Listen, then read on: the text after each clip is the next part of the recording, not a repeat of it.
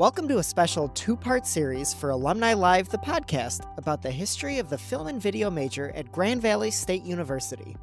If you want to see a video of this episode, complete with the archive photos and videos, look for the link in the description. In part 1, we'll meet our guests and learn about the early years of the Arts and Media major at William James College, which was part of Grand Valley State Colleges. In part 2, we'll talk about the transformation from Arts and Media to the Film and Video Production major at Grand Valley State University's School of Communications and eventually the Department of Visual and Media Arts. We'll also hear about the Summer Film Project, the Lipped Up, and group experiences like bonding over late-night edits or 12-hour film shoots. Join us as alumni Tim Sunt introduces our guests. Welcome to another session of Alumni Live. It's a continuing opportunity to bring the Grand Valley film and video community together. We've put together a really nice group of folks today. I'm Tim Sunt. I actually attended William James College, graduated in 1982, so I came where video was really starting to come in. I really was involved more in video and television production. So I actually came there because I live in the east side of Michigan, not that far away, but never heard of the college. Got a mailing saying, we'll give you $500 a year, which back then was a significant amount when you consider $33 a credit hour back in the day. So I looked at it, looked at the catalog and said, hey, they actually have something I want to go into. Came out, looked at the college and started in the fall. So I'd like to have everybody introduce themselves and tell us who you are, tell us when you were involved, if you're still involved with Grand Valley or not, and how you got connected to the college. What was it that brought you there, or who was it that brought you there? Hi, my name is Greg McNeil. I graduated around 1996, I think in December of 1996. And I came into the program from another school. I was going to Ohio University at the time and ran out of money and was looking for another school. And my grandmother ran into an article that she read about Julian Boyens, who had interned on a Spike Lee movie. And she told me, oh, you should check out Grand Valley State. And so on my break, I came up to visit her and toured Grand Valley. And that's how I got involved. So I came in mid-year to the film program. My name is Gerb Eepsting. I was a student at William James, actually started at Thomas Jefferson and then transferred to William James. I heard about Grand Valley's experiment with alternative education within the Grand Rapids peace community. I was quite an activist, draft resistor, anti-war activist. And within that group of people, we heard about Grand Valley State Colleges, which was the concept called the cluster colleges. And part of that cluster was Thomas Jefferson College and William James College. And Thomas Jefferson offered a bachelor's in philosophy, and William James was a Bachelor of Arts and Bachelor of Science. And I think what attracted me to transfer to William James was the Arts and Media major. And we're talking 1972, where we had experienced the second coming of television. Cable TV was one technological change. And then they developed the Sony Portapak, portable half-inch black and white recording capability. And it became an important part of social change to make media that helped facilitate social change. So that was really what got me involved in James, and an incredible journey, a perfect storm, the people that were there, the whole thing. I could go on for days, and it's informed my life. And then I also had the opportunity as an adjunct back in the 90s in the 16 millimeter film program. So we'll talk more about that later, I think. Hi, everyone. I am Stephanie Coriatis. I graduated in 2013.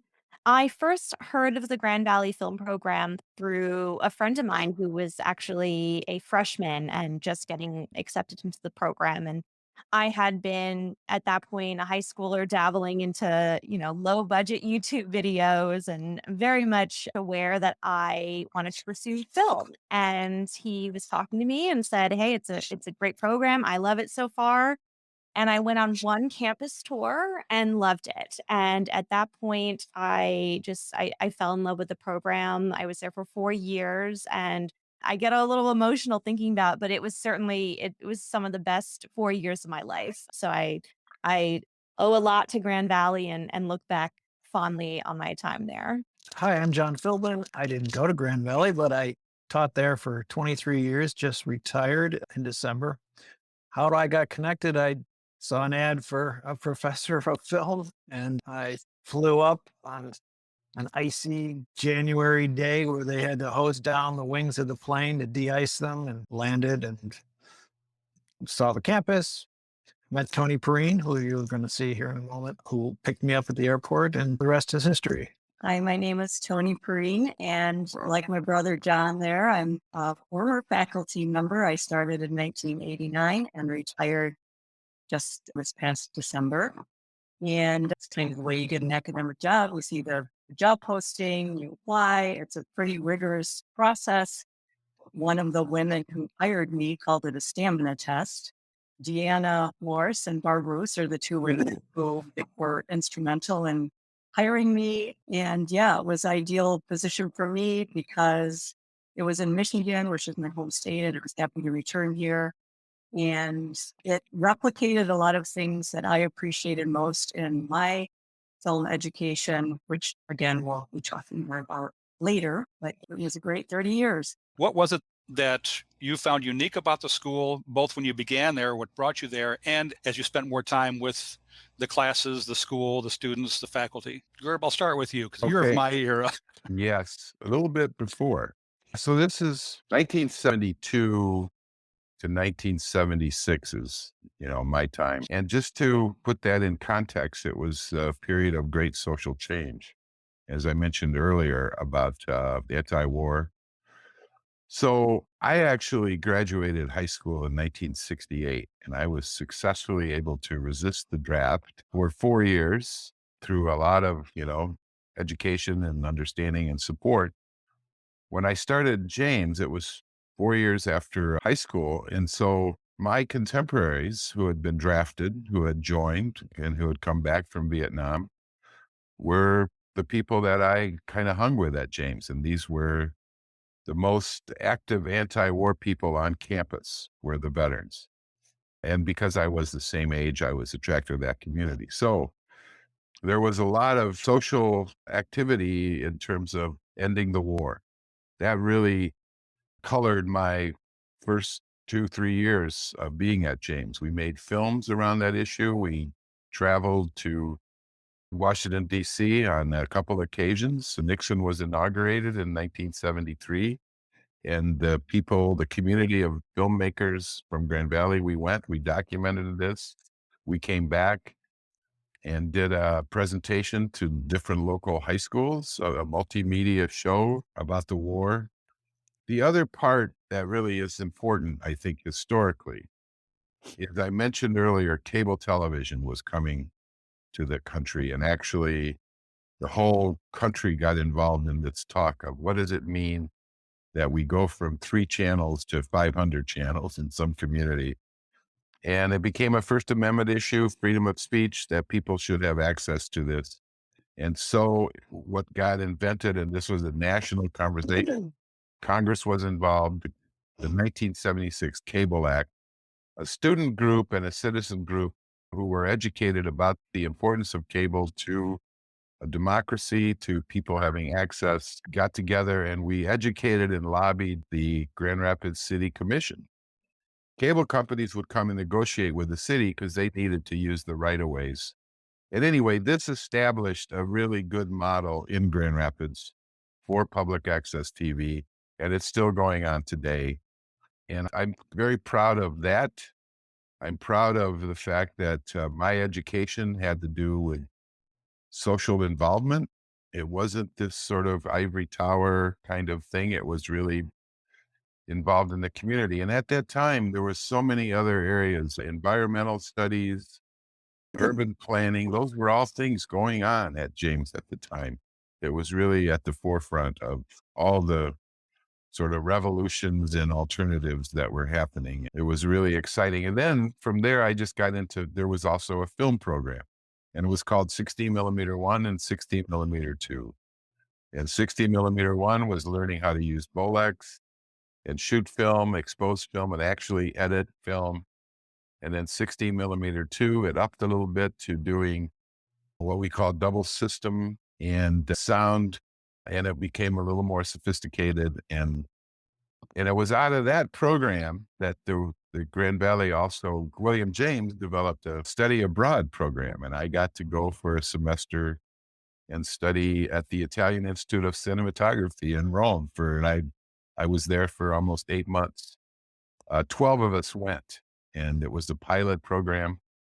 The Grand Valley paid for the entire amount. It was an amazing experience to go. And that's really where I kind of made my career as a filmmaker, director of photography. And upon graduation, that's how I, made my living for the next 30 years. And I still work in the media. So I'd like to jump to a faculty perspective. So I'll start with Tony. What was it you found that was unique about the school and about the program when you came to Grand Valley? Yeah, so my experience at other schools was actually as a student. Grand Valley was my first and only full-time teaching job. So when I came here to teach, I was a total newbie, but I did my master's degree at the University of Michigan and my PhD at Northwestern University. And what was important to both of those programs that I attended previously to coming to Grand Valley was the idea of combining theory and practice. So we were both learning how to use the tools. And, that's an important part of it, especially back in the film production, because it's a pretty exacting craft. But that the theoretical perspectives, the history, the critical studies part is an important part of what students need. And it kind of connects to what Gerb was talking about in terms of understanding the importance and significance of media and film, that you're doing something significant with whatever mode that you choose to work in, and that hopefully you understand the power of the medium and use it to create significant work. And I would say that was one of the through lines for William James to the School of Communications, because William James, the motto, which all students see when they're in Lake Superior Fall, is no impression without expression. In other words, you don't really retain what you're learning unless you're doing something with it, and hopefully doing something significant with it. So William James' idea was carried through into the School of Communications when it formed in 1984. And in fact, a lot of the faculty who taught in William James were the ones who created the School of Communications. And that idea of theory and practice kind of evolved into integrating liberal and professional education. So that was kind of what the School of Communication was all about. And so that kind of theory and practice, doing it and also analyzing it, criticizing it, learning the history, understanding the social context, being aware of the power of these powerful media. So that was all part of what carried through the different iterations, if you will, of film and video production at Grand Valley. And I mostly did the film studies part, but when I started, what was really cool about it was I got to teach just about everything in the curriculum before we became bigger and more specialized. So that was really fun as a teacher to both teach film studies and full production, which you don't have the opportunity to do at a lot of other places. We'll get back to a couple of students yet, but I might as well stay on this tack with John. Tell me about what is it you found when you came to Grand Valley that was unique? What was different for you? I was an adjunct at Columbia College, Chicago, and then I went to Southern Illinois, Carbondale, got my MFA there, and became a lecturer there before I came up to Grand Valley. But going off of what Tony said, I remember the School of Comm thinking that was very unique because in Southern Illinois and at Columbia College, it was very much the film program was off on its own, which is fine, but it was very much like a little silo that did its own thing. And the School of Communications blended film and video production with television broadcasting, with journalism, comm studies, and so on. And I thought that was actually very interesting, partly because I did a little journalism when I was in school, working for the school newspaper, and I did television and I did, regular motion pictures. And so I liked the idea that they were all blended together. We're taking a short break to tell you about the Chuck Peterson Memorial Fellowship. The fellowship was established by Chuck Peterson's family and friends to assist the upper level students in the film and video program at GVSU who are working on creative projects that support the nonprofit sector in their community. Kyle Machame, the 2020 recipient of that fellowship, describes the benefits of the support he received. When going through this fellowship, there are 3 separate parts of yourself that I think get to experience a lot of development. The first is as a student, because this is a learning process. You get to learn how to work with the client on your own, independently out in the world, away from the classroom, like you would in something like producing for clients. And the second one would be as a video maker, as a video producer, as someone who has respect for the work that they're doing and wants to improve on themselves and produce a final product that can be used out in the real world. And then the third one would be as a citizen. You know, you're not making video for an entertainment value or for some kind of commercial purpose. It's for a nonprofit. It's for a direct benefit in your community. And being a citizen of that community, understanding how you can directly impact and improve it is a really valuable experience that I think the fellowship teaches you to be as a student, as a filmmaker, and as a citizen. All 3 of those things are directly a part of this process that you get to learn and ask yourself, how do I want to be seen and how do I want to act as these 3 roles? For more information and to donate to the scholarship, visit the link in the description. Now back to the show. Now, Stephanie, you're the most recent grad, so let's jump up to your era. What was it that really stuck out? What made it unique for you? Yeah, I've been thinking about this question a lot. And for me, the faculty is what make it so unique. The relationships that I was able to develop and connect with the faculty, those are lifelong. I am still going to my advisor for life advice and continue to have that relationship today. I remember when I think I was a sophomore, so it was my second year in the program, and just chit-chatting with Kim Roberts, and I said, "Kim, do you have any children?" And she goes, "I don't have kids. I don't have time. I have all of you guys." And I was like, "Oh, yes, that's you are our mother."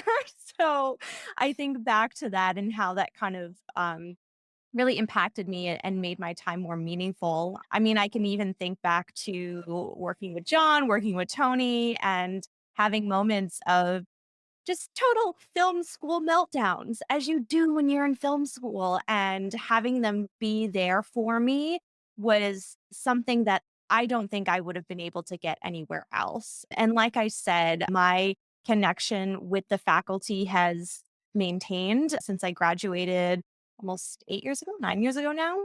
It's something that I think very unique to the program. I know that I haven't had that experience anywhere elsewhere, and I'm so thankful for it. I want to finish up with Greg. What was about Grand Valley that really stuck out to you or continues to? What really stood out to me was just how self-directed we were all expected to be. And the School of Comm itself was very much on its own, just doing its own thing.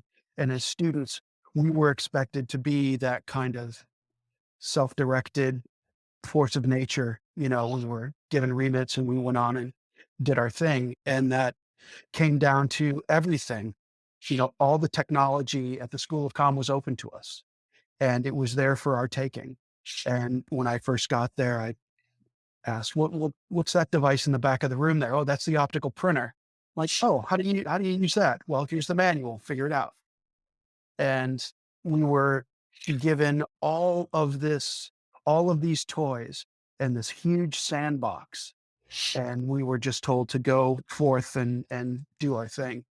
And I think that's what really, really helped me in my later pursuits, because I knew that I had within me the power and the confidence to go forth and do whatever I needed to do without asking permission or looking for approval necessarily. And I think that's what made my experience at Grand Valley unique. We were very much on our own, and within our group, within our own filmmaker group, we got very close and we were kind of doing our own thing. It was pretty fantastic.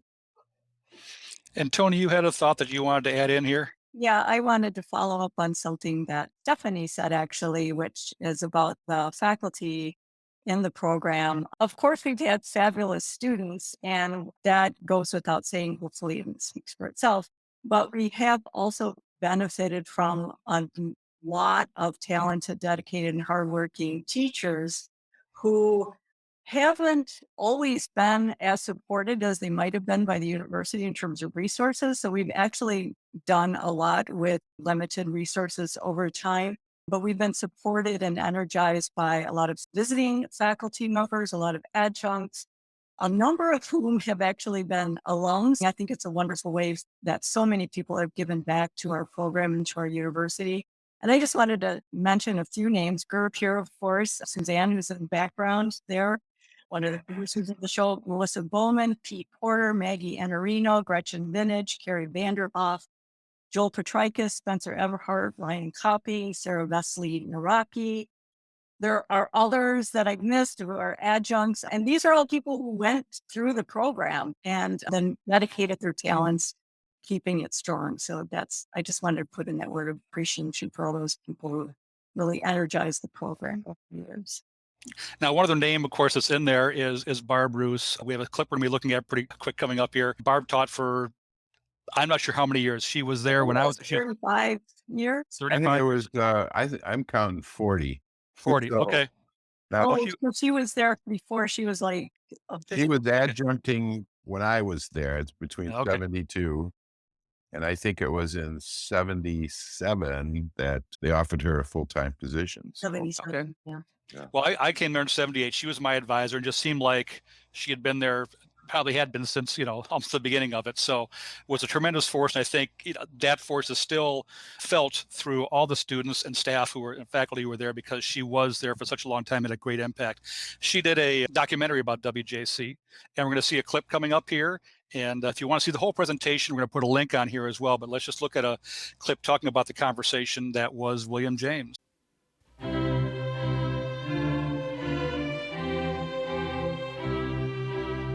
These are not the ivory towers of a traditional American college,